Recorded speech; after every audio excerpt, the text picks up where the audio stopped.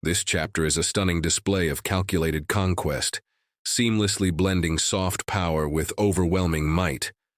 Xue Qingyao's silver-tongued diplomacy, turning fearful villagers into eager collaborators with promises of agricultural aid and open markets, is a masterstroke. The narrative carefully paints Commander Xin as the villain, paving the way for the Han liberators. Then, the shift to the military operation is breathtaking. The sheer terror inflicted by the Han artillery on Xin's unprepared forces is visceral. You can almost feel their fortifications and morale crumbling. Xue Tu's encircling hunt is a cold, brilliant piece of tactical genius, hurting the panicked enemy precisely where he wants them. It's this ruthless pragmatism, even prioritizing live captures for future labor, that truly defines the Han ambition. They're not just winning a battle, they're absorbing a nation. With the enemy now funneled towards the ambush, one has to wonder if any part of this meticulous plan can possibly go awry. All right, now it's your turn to take the stage. These remnants of the Xin Tribe before you, a defeated rabble compared to your Tiger Guard, who hit the 26-minute mark for their daily 5-kilometer loaded march just to pass, are nothing but a bunch of cannon fodder. Their rations are poor, they lack training. They were scared out of their wits last night and they haven't had a bite of breakfast. They've taken a double hit, physically and mentally. How can they compare to your elite troops, who are well-rested, well-fed, and fully prepared for battle? However, the will to survive can sometimes be more effective than any stimulant. Behind them were your Tiger Guard, every one of them with a predatory gleam in their eyes, ready to send them back for a complete overhaul. Qi Yun, leading that band of starving men, had somehow maxed out their escape skills. They actually covered 5 kilometers in under 35 minutes. See? Potential is always forced out under pressure. Your men were like hungry wolves chasing rabbits, sticking relentlessly 200 or 300 meters behind them, occasionally treating them to a few arrows. If they got lucky, they could even pick off a few unfortunate stragglers, like collecting loot. It wasn't that you actually wanted to slaughter them all. After all, live labor is more useful than dead bodies. You even deliberately held back your speed a bit, lest things get heated and a real fight broke out, leading to unnecessary casualties. You knew perfectly well, these Xin Tribe rookies hadn't trained for long-distance forced marches, while your men drilled daily. Their stamina wasn't even in the same league. Over there, Qi Yun was also on horseback, his heart pounding in his chest. He didn't have to run himself, no matter how poor the Xin Tribe was. They still had a few horses, but he didn't dare gallop off at full speed either. If he lost the main group, morale would shatter, and the unit would truly fall apart.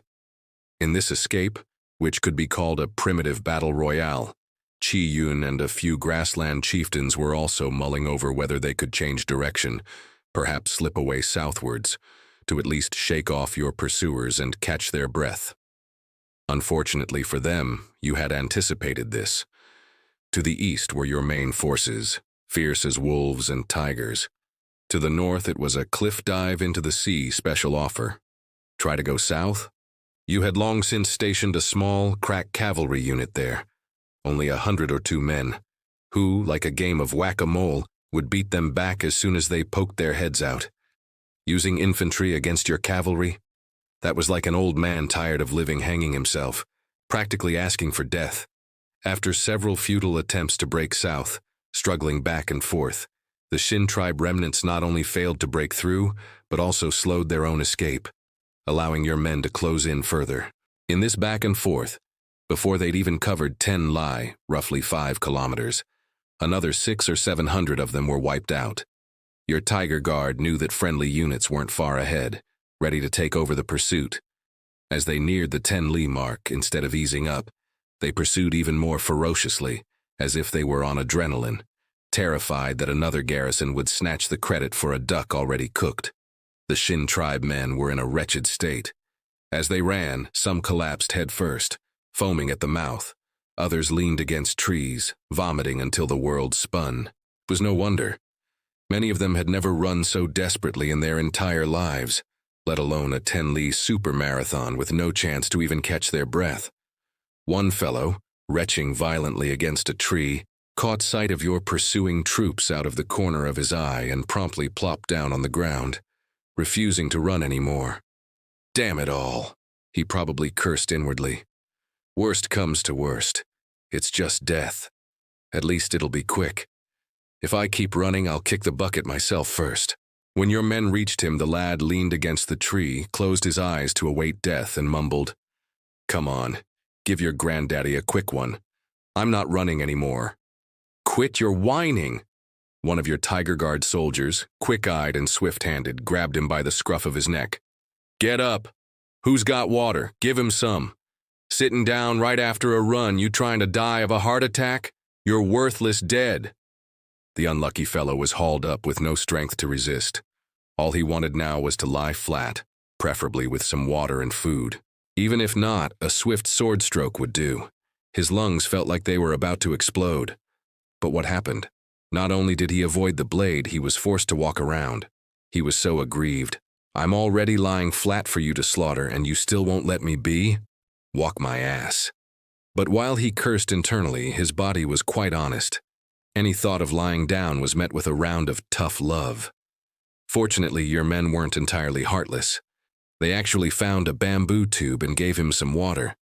Seeing the water, the lad gulped it down like an ox, only to throw it all up again. Although he didn't keep much down, he at least recovered a bit of strength. And so it went, one side fleeing, the other pursuing. The Xin Tribe men lost all semblance of order as they ran, bamboo armor and conical hats strewn along the path, shields and weapons becoming burdens.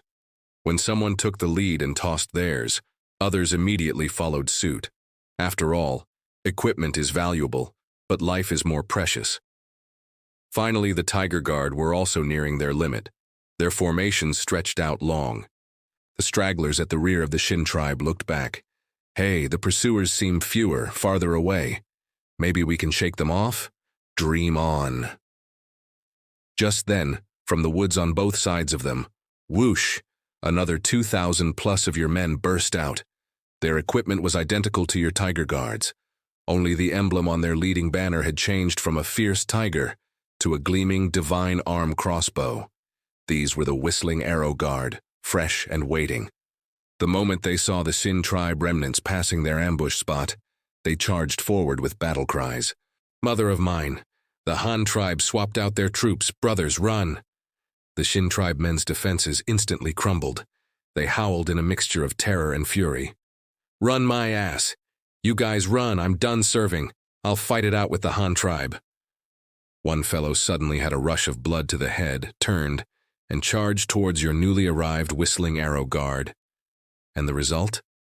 Halfway through his charge, thump, he dropped to his knees, hands raised above his head. This lad was cunning as a fox. He'd already noticed that captured comrades weren't being beheaded on the spot, and even seemed to be getting water. Though he shouted about fighting to the death, his little scheme was one you almost wanted to applaud. Better to surrender and take a gamble than run himself to death. At least he might live a few more days. This shout, charge, and then kneel also helped him avoid the gazes of acquaintances, lest the tribe leader later hold his family and friends accountable. Once the Whistling Arrow Guard, these fresh reinforcements, joined the fray, the battle situation changed instantly. With battle cries, they latched onto the Xin Tribe's tail, while the Xin Tribe themselves were already a spent force, many so exhausted they could barely stand. The last few hundred men were practically a giveaway. The Whistling Arrow Guard's fierce assault yielded even richer spoils than the Tiger Guard's 10-li pursuit. Of course, snagging the stragglers was also a skill. After rounding up this batch of surrendering soldiers who had delivered themselves to their doorstep, the Whistling Arrow Guard continued the pursuit. More and more Xin Tribe soldiers fell behind on the road. Seeing that your side wasn't killing prisoners, many simply stopped running, lay down on the spot, and resigned themselves to whatever came next. The Whistling Arrow Guard pursued for another 4 or 5 li, by which point the Xin Tribe members ahead had mostly been scooped up. They truly couldn't run anymore, while your men were still full of vigor, on the verge of charging right into their midst. Seeing this, those Xin Tribe soldiers simply lay down on the ground and played dead, silently thinking, "Kill us if you want. I lose if I run another step."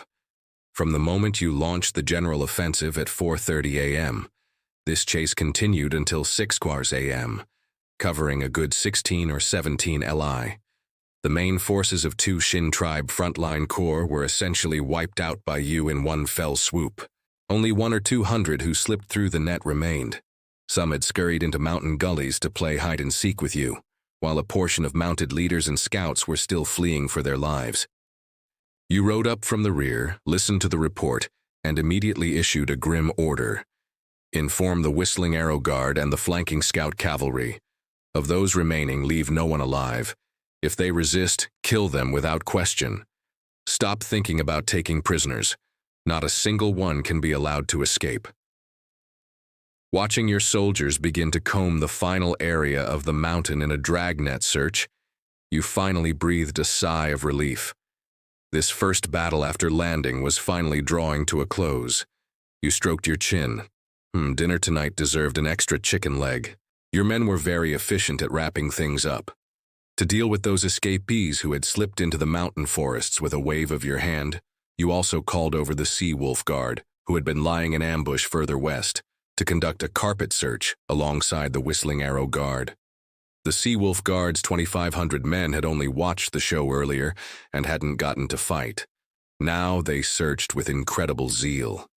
The two garrisons joined forces, and in a single morning, cleared out the remaining enemies so thoroughly that not even a hair was left behind. As for the Flying Bear Guard ambushing at the westernmost point, their situation was even more pathetic, perfectly proving your pre-battle prediction. The enemy won't even make it 30 li before they are completely annihilated. They truly didn't get a taste of the action, every one of them so dejected you could wring water from them. However, you had already given them a heads up. The Flying Bear Guard's main task was yet to come. They were to take on the enemy's main force head-on, so there was no need to compete for credit in this initial skirmish. Therefore, after this initial victory, you didn't recall them, instead ordering them to switch to a defensive posture on the spot and obediently await your next instructions. Only after this battle was concluded did you order the main army to turn and assemble at the Xin Tribe's original frontline encampment. The Sea Wolf Guard, Tiger Guard, Whistling Arrow Guard, plus the Panther Strategy Guard following behind, 4 garrisons in imposing formation, returned to the previous mountaintop camp. Of course, they were also escorting over 3,000 spoils of war. Those Xin Tribe prisoners initially thought their comrades who had fallen behind had all gone to meet King Yama. But as they were escorted back to camp, their eyes nearly popped out of their sockets. The number of prisoners in the column kept growing, from a few hundred to 1,000, then 2,000. By the time they reached the camp and a count was taken, good heavens, there were over 3,000, nearly 4,000. They only had about 4,000 men in total.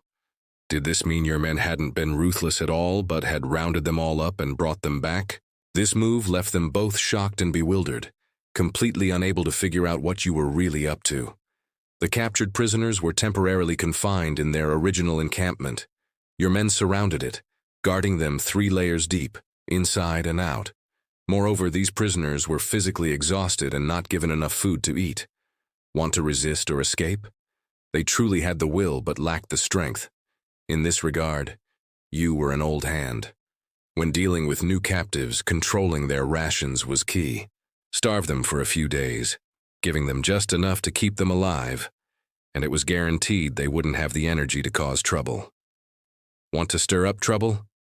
They'd first have to consider if their stamina bar was even up to it.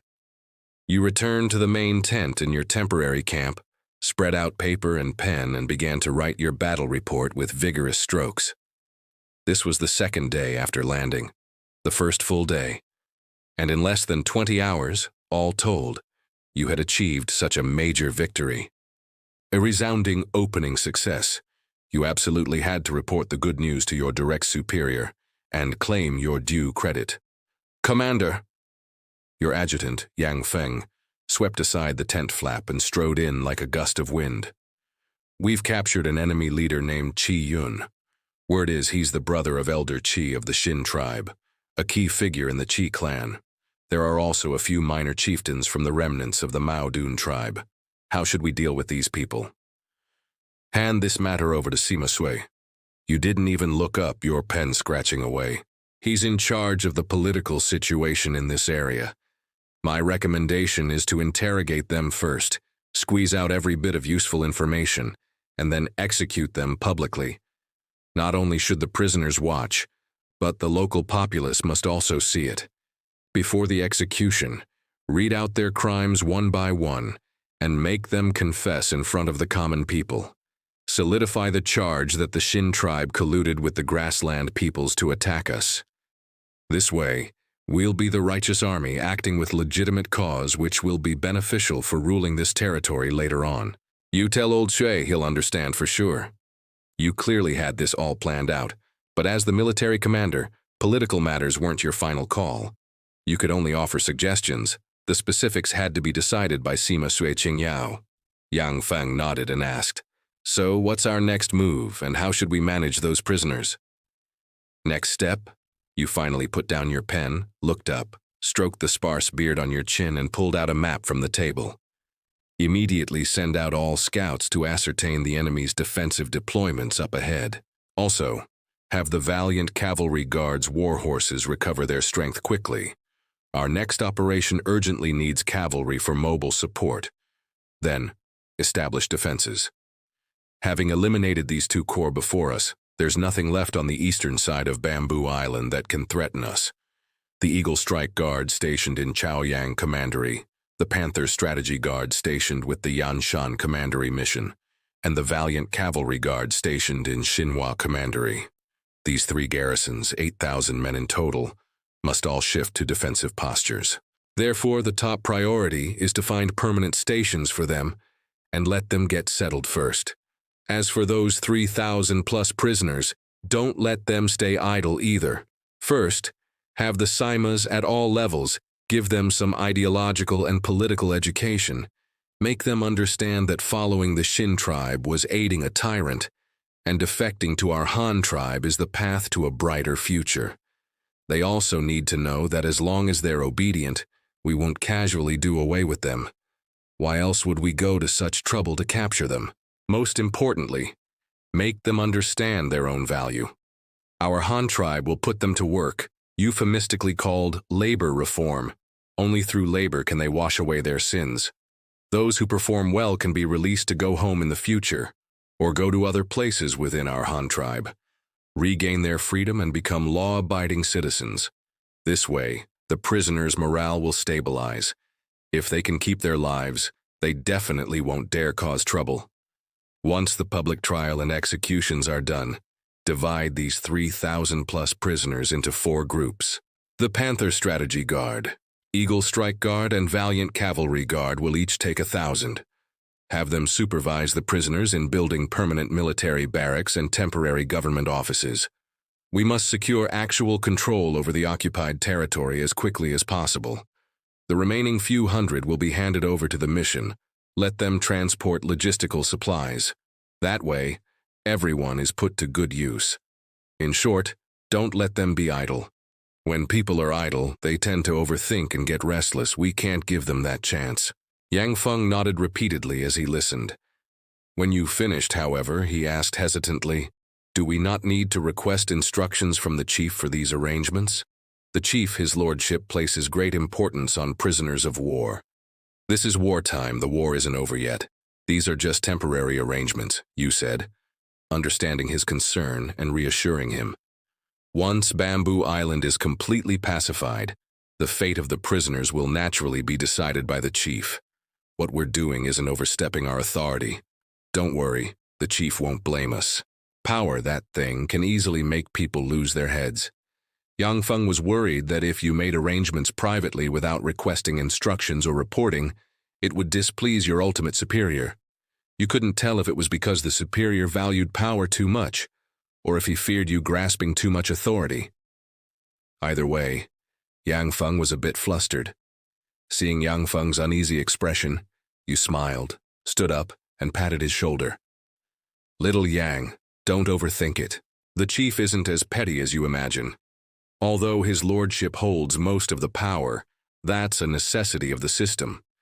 Can you guarantee that if power were delegated, others could lead the tribe better? You can't, right? In this respect, no one compares to the chief. So, the chief holds power not out of selfishness or a craving for authority, but rather out of dedication. He has poured too much heart and soul into this tribe. You've had less contact with the chief. You don't know how tired he is every day, how many matters he has to juggle in his mind. Our situation here is special. We're so far from Hanyang Commandery that even sending messages by Flying Eagle takes 3 days.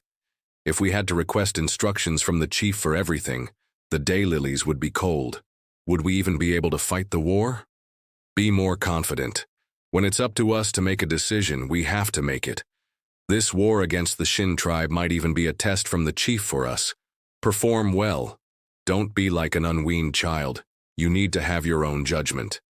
The chief needs capable assistants who can strategize and offer advice, not robots who only follow orders. Do you understand? Your Han tribe had expanded in recent years as if on steroids. Territory, population, technology, military, agriculture, education. Everything was shooting up as if riding a rocket.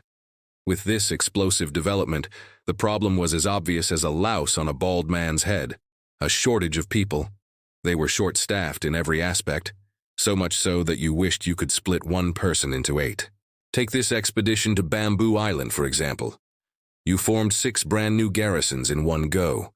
These new units were crying out for sustenance, naturally requiring a large number of junior officers. Where would these officers come from? From the cream of the crop in the older garrisons, of course. For those old veterans in the Qianyu Guard and Tiger Guard, this was a golden opportunity, like manna from heaven. Whoever was capable got promoted. Simple, direct, and incredibly efficient. Every expansion was like a carnival of mass promotions. It was foreseeable that before long, you would definitely make a move on that Tang tribe, or whatever it was called.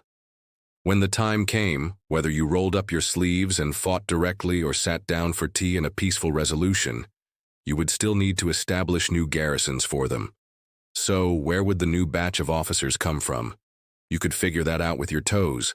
They would undoubtedly be chosen from those with experience and battle honors.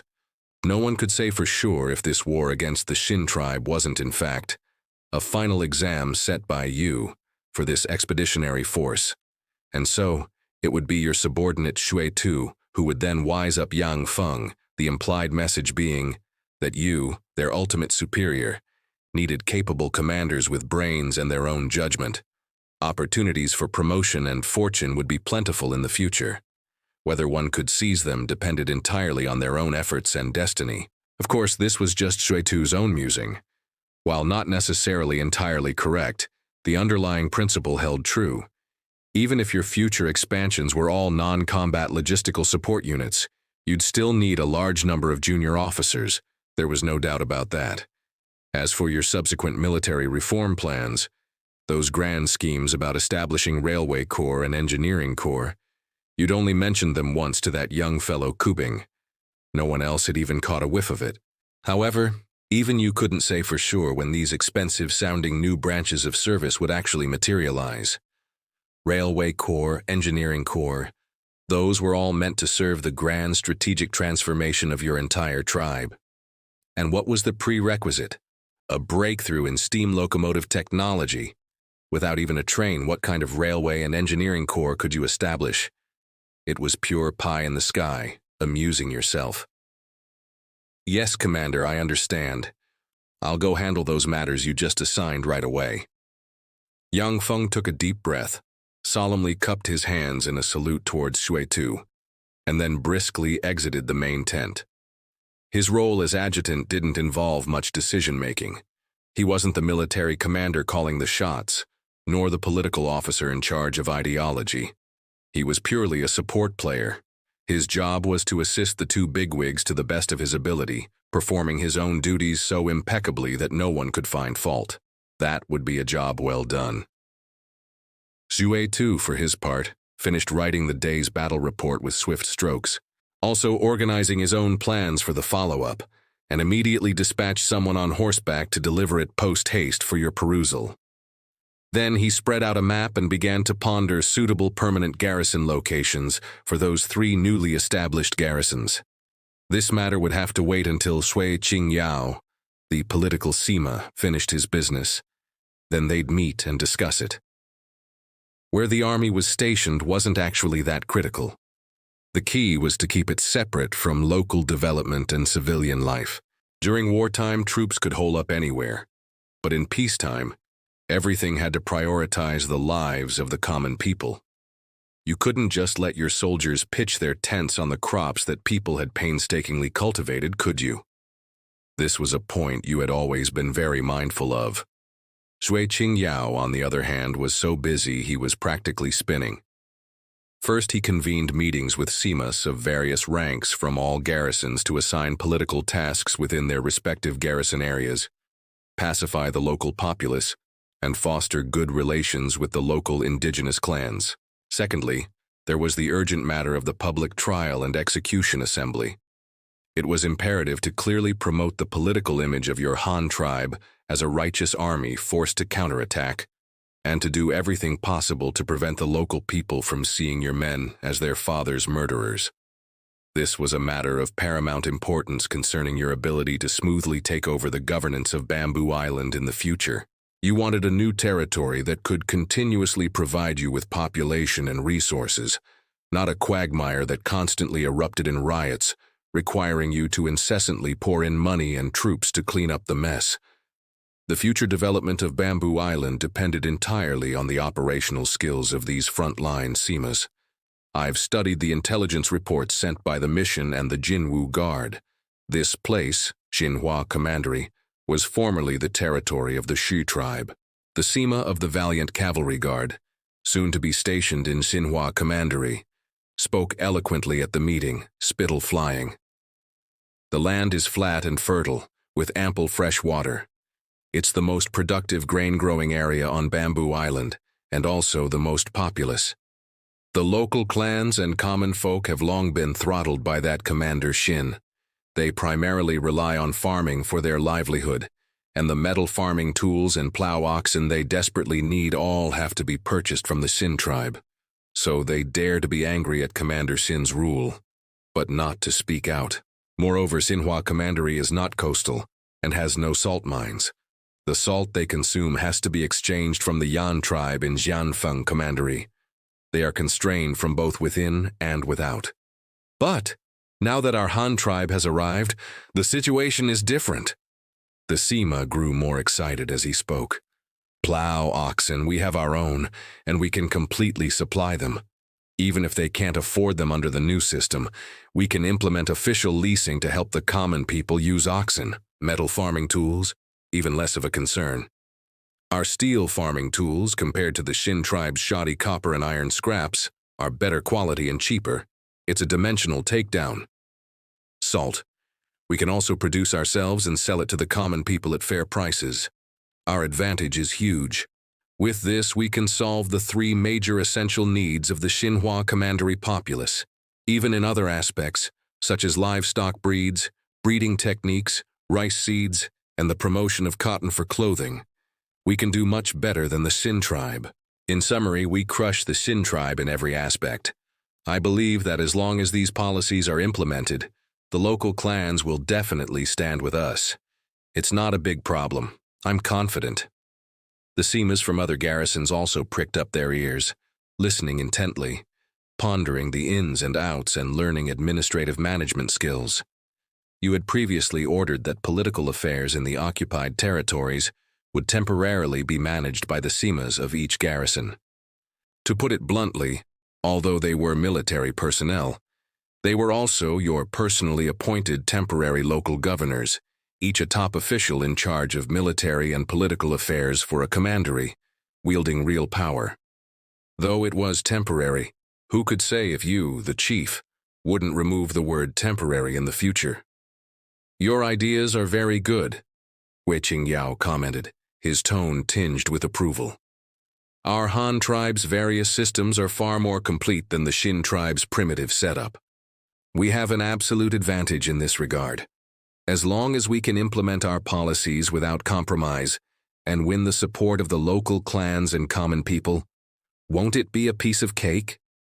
Coupled with the backing of our Han tribe's abundant resources and technology, I believe that in the face of tangible benefits, those local clans will definitely be able to distinguish whether it's better to follow our Han tribe and have meat to eat, or follow the Xin tribe and drink the northwest wind. However, I must remind everyone here, Xue Qingyao's tone shifted.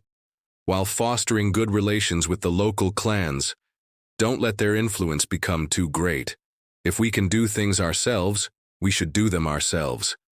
We need to make the name of our Han tribe take root in the hearts of the local common people, making them feel that we are their true support.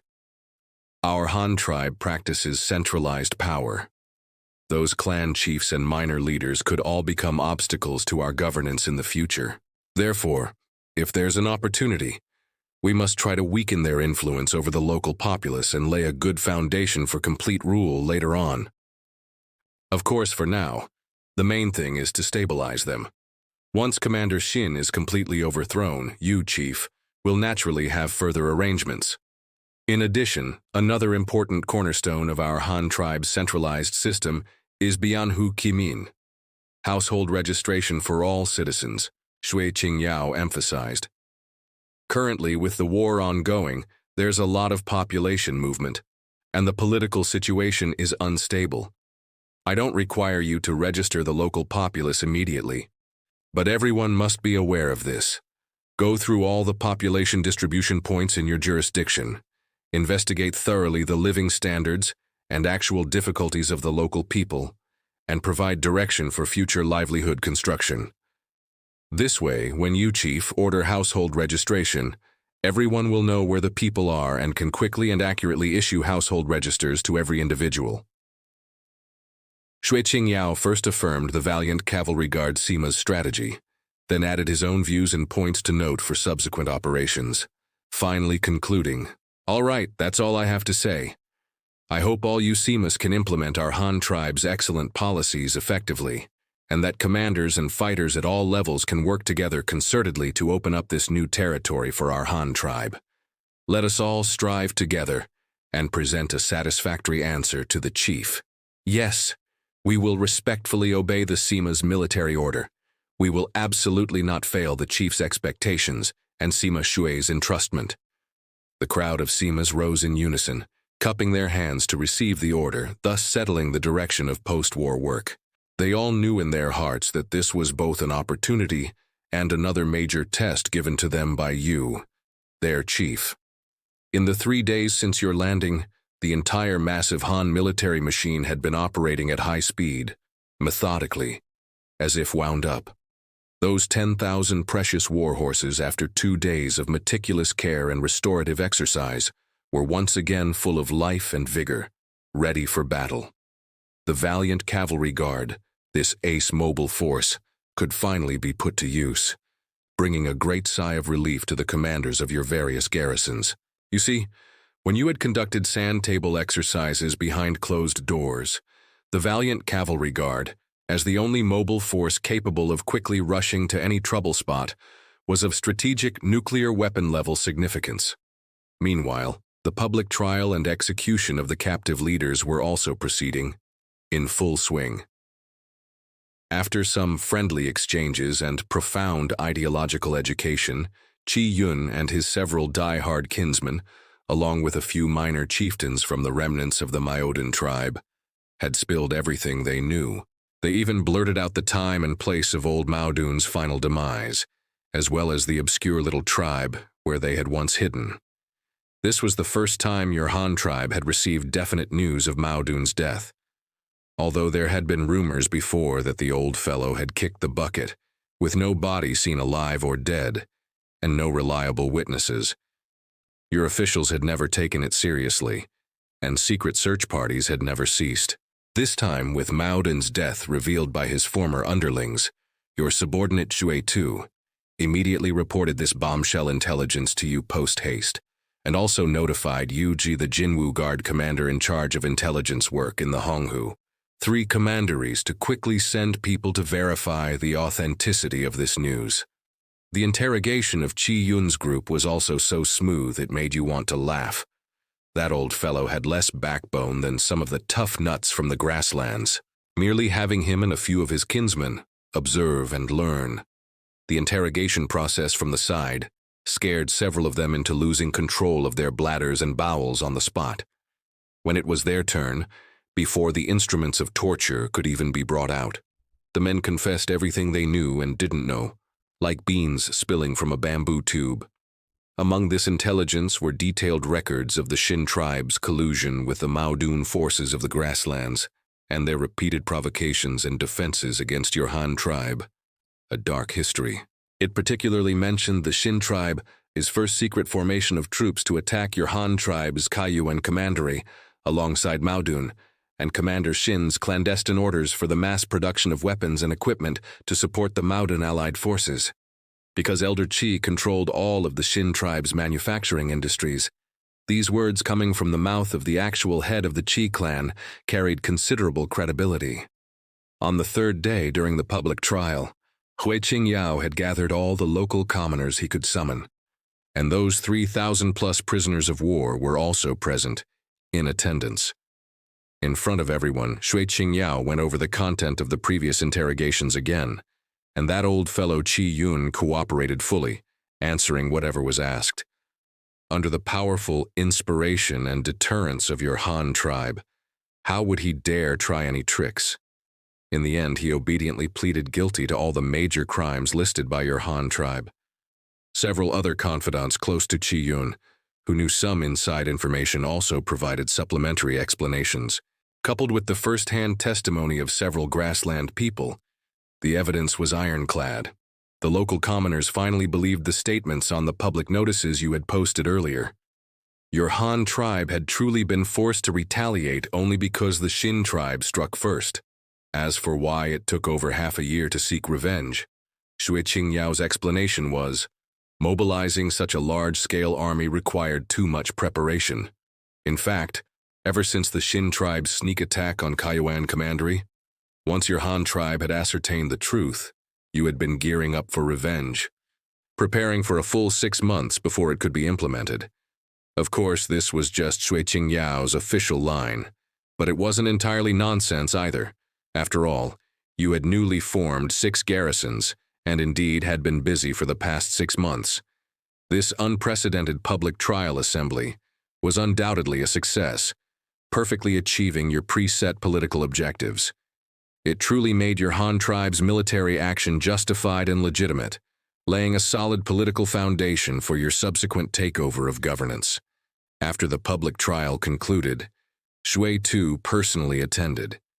As the highest representative of your Han tribe's army, holding the ceremonial battle axe bestowed by you, a symbol of military authority, he gave the order, and all dozen or so unlucky individuals who had been tried were beheaded. The scene was bloody, cruel, and terrifying, quite simply the most shocking live broadcast the local commoners had ever witnessed in their lives. When had they ever seen human heads lopped off necks like watermelons? Those who watched the execution immediately branded your Han tribe's army with the labels dangerous and frightening in their minds. However, immediately afterward, Xue Tu and Xue Qingyao appeared together again and delivered a speech to reassure the public, forcefully suppressing the fear and unease that had just begun to sprout in the hearts of the indigenous people and prisoners. Esteemed elders and fellow villagers, and you captured prisoners, Xue Tu cleared his throat, his voice resonant. The chief of my Han tribe is incomparably benevolent. When he learned that the people of his tribe had been cruelly killed by the Xin tribe, he immediately ordered us to lead an army to seek revenge. However, his lordship the chief does not wish to create wanton slaughter, and repeatedly admonished us before our departure. The chief said he believes the people of Bamboo Island and those soldiers are innocent. You were merely deceived and fooled by Commander Xin and his lackeys. The Xin tribe is at fault, but the fault does not lie with you. It lies entirely with those high-level decision-makers. Therefore, the chief has said, This war will only punish the chief culprits. For the common people who were unaware of the truth, there will be no recriminations. For the soldiers who help the Xin Tribe's high-level leaders act perversely, if they can be spared, they should not be killed. They only need to undergo labor reform, deeply realize their mistakes, and be willing to contribute to Bamboo Island to atone for their sins. Then these soldiers can regain their freedom in the future and become normal citizens under the rule of our Han tribe. Xue Qingyao took over, continuing to add, "Furthermore, the chief also asked us to convey a message to you. Esteemed elders and fellow villagers, it is meaningless to oppose the Han tribe. The high-level leaders of the Xin tribe who dare to harm the soldiers and civilians of our Han tribe will ultimately perish. We hope that you, esteemed elders and fellow villagers, can assess the situation, see the future clearly, and understand who is capable of bringing you a better life. We hope that all esteemed elders and fellow villagers will actively and voluntarily cease all acts of support for the Xin tribe's high-level leaders.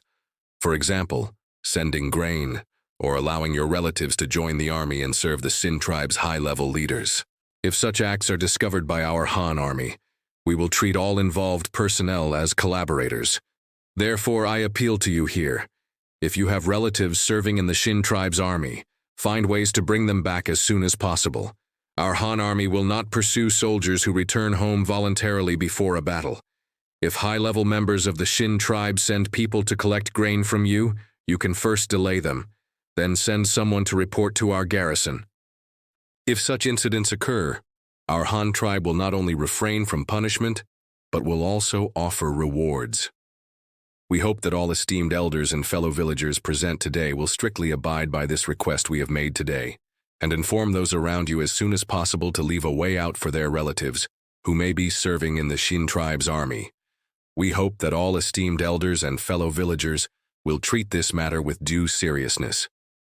Xue Tu and Xue Qingyao took turns speaking with impassioned eloquence. Below, military seamus of all ranks, soldiers and accompanying translators repeated and conveyed the message over and over. Finally, all the common people and prisoners understood these words, and it caused a considerable stir in their hearts. What the common people cared about most was how they would live in the future, whether their own lives could improve. The prisoners were more direct. They cared about whether they could keep their lives. When they learned they wouldn't be beheaded, and still had hope of regaining their freedom and becoming ordinary people, the prisoners' thoughts immediately became active. They were no longer so passive, so resistant. They began to ponder how they could achieve freedom sooner through labor reform, and return to being upright, ordinary citizens. Labor reform, then go home. This became their most urgent desire at that moment. At this time, the prisoners' enthusiasm was unprecedentedly high. Some proactively approached nearby Han army officers and translators, cautiously asking, "Lord Han Envoy, what exactly do you mean by that labor reform and contributing to Bamboo Island? When can we go home?" Those ideological specialists, who had already held ideological mobilization meetings, immediately replied, "Labor reform means working. Contributing to Bamboo Island means working for your own hometown. Our Han tribe wants to promote rice cultivation on Bamboo Island, which requires modifying river channels and digging irrigation ditches. These tasks will fall to you. Also paving roads, building bridges, quarrying mountains for ore. In short, it's all for building up your homeland. As for the time, it might take a few years, at least 5. Then, based on your performance, we'll decide who gets to go home. Those who perform well, work diligently, will be the first to return." The moment these words were spoken, the crowd of prisoners erupted like a disturbed hornet's nest, chattering and discussing amongst themselves. You see, they were all young men in their teens and 20s. In an era where the average lifespan wasn't high to begin with, 5 years was no small number. Some of the slightly older ones immediately felt their future darken, seeing no hope, never mind falling ill or getting injured. Even if they could endure until 5 years later, what could they even do with the few years they had left when they returned home? The teenagers didn't really care. Some were only 14 or 15. 5 years later, they'd only be in their early 20s, prime time for physical strength. But those who were already 18, 19, or even over 20 felt a sourness in their hearts. Someone immediately pressed further. Lord Han Envoy, during these 5 years of labor reform, can we go home to visit? Sensing that, as a prisoner, making such a request might be pushing their luck, and that your Han tribe probably wouldn't agree, the man quickly adopted a more humble posture and added, "Even if we can't go home, if our wives and children could come visit us, that would be all right too. Is it possible?" Such requests, or rather prisoner policies, hadn't actually been discussed in previous meetings. The translator mulled it over for a moment before replying seriously, "I can't answer that question for you because it's not my decision. But if you have any requests, you can tell me, and I will report them accurately to my superiors. Whether your requests can be met will depend on their decision. However, I can give you a heads up. The decision from above will also depend on your attitude. If your attitude is good and your reform is proactive, when I speak up for you to my superiors, I'll have more standing. If you slack off all day and annoy those in charge, they naturally won't bother to seek benefits for you prisoners. I hope you can understand this yourselves. Do you understand? Understand. We will definitely work hard. We also hope that the esteemed envoy can speak to us about that matter just now. 5 years is too long. If we can't contact our families, we might never see them again." A group of slightly older prisoners immediately expressed their stance, nodding like chicks pecking at grain. "That's natural," the translator reassured them again. "Our Han army is a force of righteousness and benevolence. If your Xin tribe hadn't first attacked our cities and killed our soldiers and civilians, we wouldn't have come all this way. Rest assured, as long as you perform well, I will strive to secure better treatment for you from my superiors." Yes, we will definitely perform well," a group of prisoners hurriedly promised. Some even went further, directly starting to spill information, saying they knew so-and-so in other Xin tribe corps, and expressed their willingness to contact them on behalf of your Han tribe to persuade them to surrender voluntarily and not oppose you.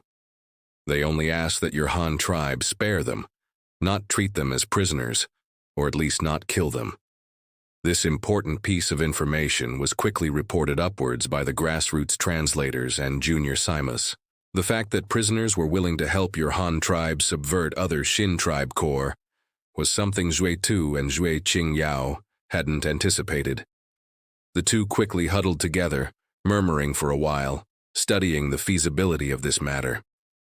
The Xin tribe's core had strong clan concepts and were basically divided and managed along clan lines. The batch they had captured now consisted mainly of Qi clansmen and grassland people. Having this group try to subvert a core from another clan would likely have little effect. And there was also a considerable risk of prematurely exposing your side's military operations. Not very worthwhile. However, hope was better than no hope. If conditions were truly ripe, and your Han tribe side had absolute certainty, then sending someone to test the waters could indeed be attempted. But to rely on this to win a war was wishful thinking. All victories had to be built on your side's overwhelming strength. Over the next few days, after reconnaissance by scouts and analysis by the Simas, permanent garrison locations were found for the Valiant Cavalry Guard, Eagle Strike Guard, and Panther Strategy Guard. Then Xue Tu ordered these 3 garrisons to immediately move to their assigned stations, naturally accompanied by the free labor allocated to them. The situation in the rear gradually stabilized, and batches of supplies and provisions were continuously transported to the front lines during this lull. With the forces of the other garrisons reassembled, and with men, grain, and weapons in hand, Xue Tu immediately turned his attention to the map and began to formulate the next phase of the operational plan based on the intelligence gathered by the scouts in recent days. With the stationing of the Panther Strategy, Eagle Strike, and Valiant Cavalry Guards, your Han tribe had, in effect, firmly secured control over 3 of Bamboo Island's 6 commanderies. The next step, naturally, was to target Xianfeng Commandery and Guanhai Commandery, striving to achieve victory in the second phase of the war. Finally, the Flying Bear Guard and Tiger Guard would conduct the final cleanup of the Xin Tribe remnants holed up in Jiahai Commandery.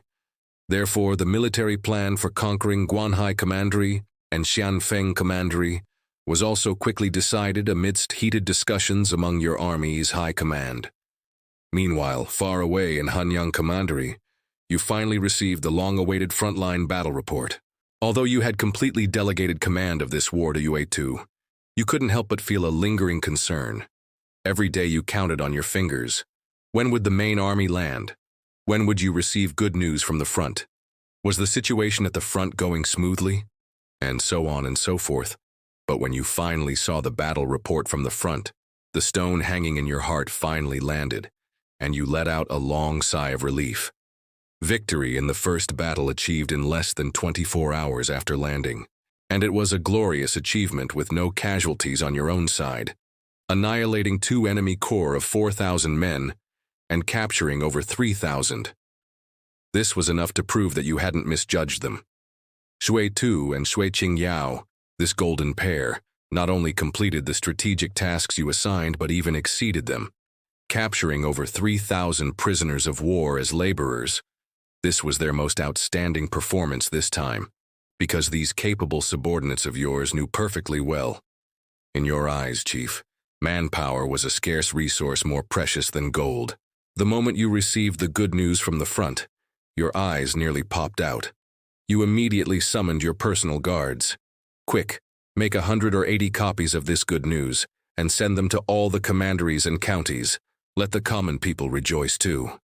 A great victory at the front with none of your own men injured. Such fantastic news was enough for military families who worried daily about their men's safe return, and ordinary commoners alike to celebrate with firecrackers for 3 days. More importantly, this was an excellent opportunity to boost national pride and inject a shot of confidence into the hearts of the common people. How could a propaganda whiz like you miss it?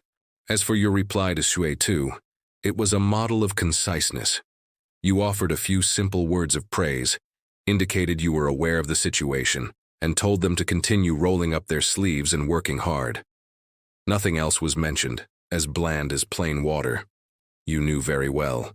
At this time, whether it was praising them to the skies, immediately promising promotions and titles, or impatiently urging them to push forward quickly, all could easily backfire and interfere with the frontline commander's emotions. If Xue Tu and his team, spurred by your urging, got carried away and opted for some reckless extreme trade-off maneuver, falling into an enemy trap, or needlessly sacrificing lives, the loss would be immense. To reward meritorious service now, bestowing titles and ranks, would more easily make your generals and soldiers arrogant, or cause them to act recklessly to snatch credit, a situation you definitely didn't want to see. With your Han tribe's current strength, coupled with the just a move and win strategic policy you personally formulated, you weren't worried about winning or losing at all. Victory was a certainty. The only difference would be the extent of losses and gains, which might fluctuate slightly due to actual circumstances. What was most needed at this time? Just one word: stability. As long as things were stable, even without any fancy tactics, you could steamroll the Xin Tribe just by face-rolling the keyboard. Therefore, you had nothing to worry about. What troubled you most now, ironically, was how to handle the takeover of Bamboo Island's affairs in the future. Of Bamboo Island's 6 commanderies, 3 were already under Han control, including Xinhua Commandery, the most populous and fertile grain-producing area. Leaving aside other matters, just the various supplies needed by these new hungry territories was an astronomical figure. Of course, most importantly, there was also money. You weren't too concerned about seeds and farming tools. A batch of tools had already been replaced for the entirety of Bamboo Island previously, and there were plenty of iron ingots stored there. If it really wasn't enough, you could just have them roll up their sleeves and forge more on the spot.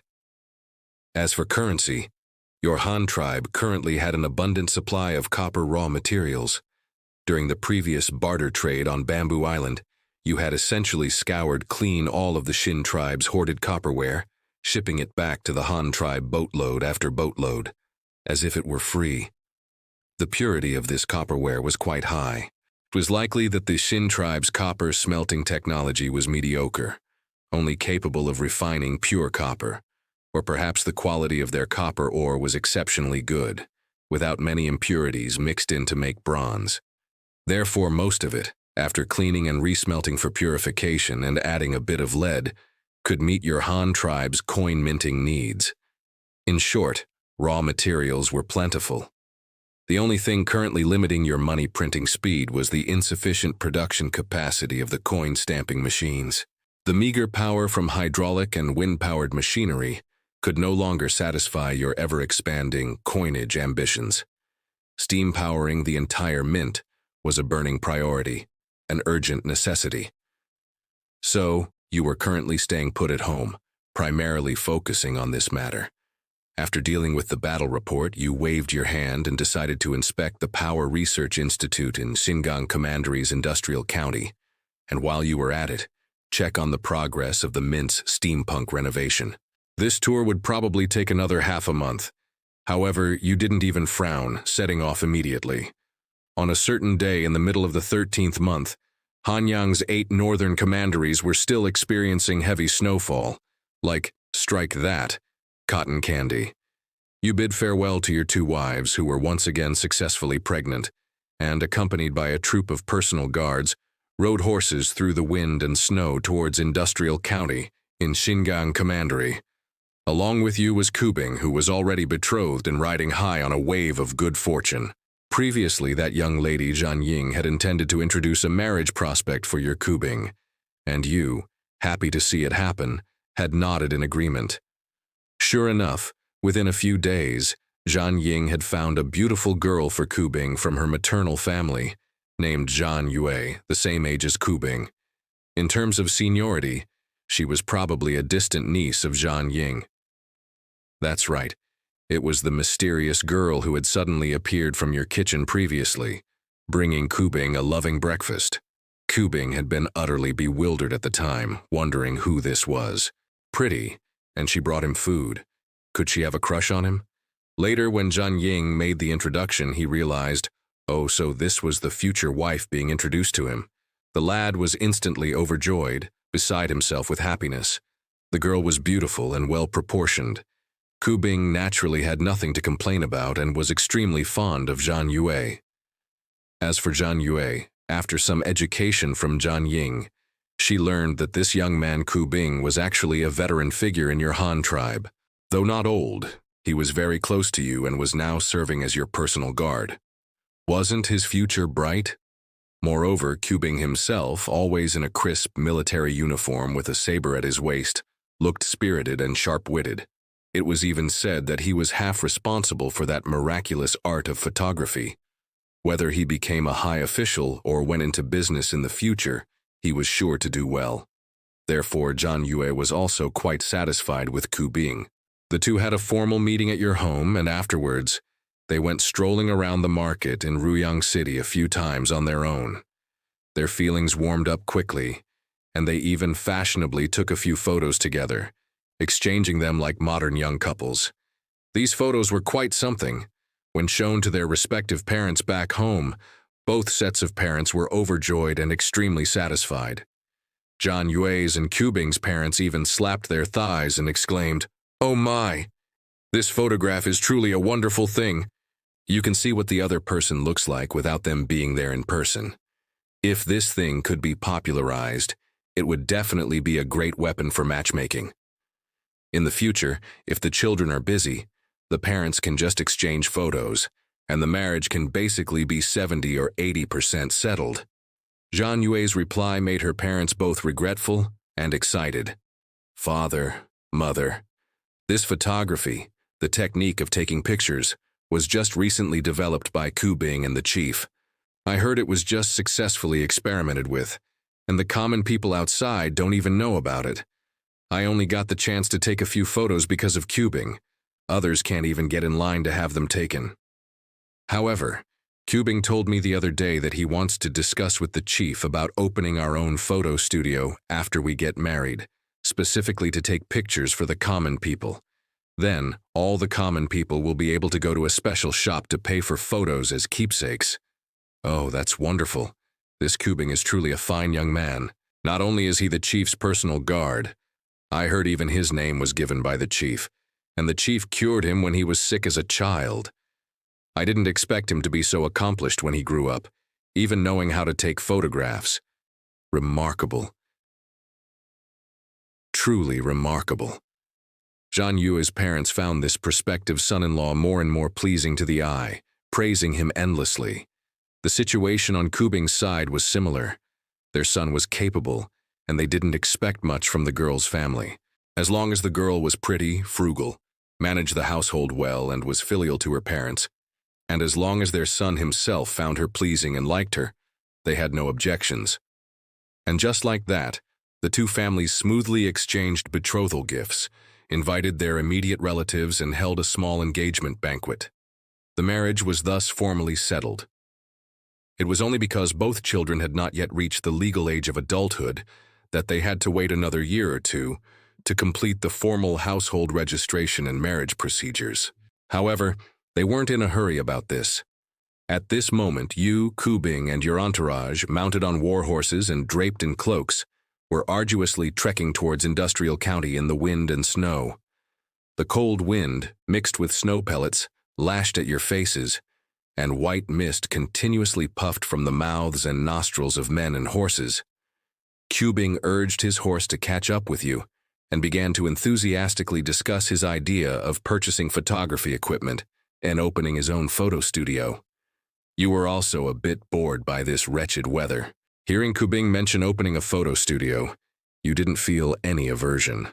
Photography, this newfangled thing, would undoubtedly follow the path of official research and development, with private operation in the future. Therefore, you were actually wholeheartedly in favor of Qubing's desire to open a private photo studio, and didn't mind discussing this matter with him.